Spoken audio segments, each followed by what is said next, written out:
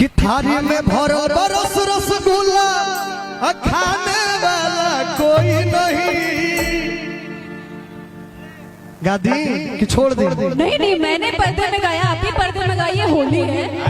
कि थारी में भरो बरस रसगुल्ला खाने वाला कोई नहीं।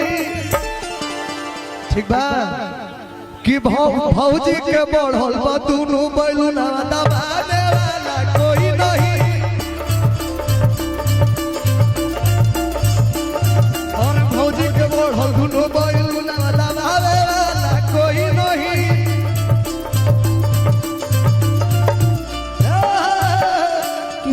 प्रियांशु खइबा ना पियाबा मोटइबा कइसे।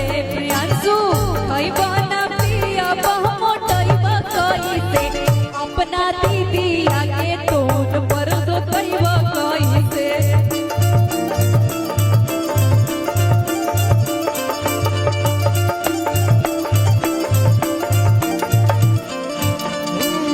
एह में मेजर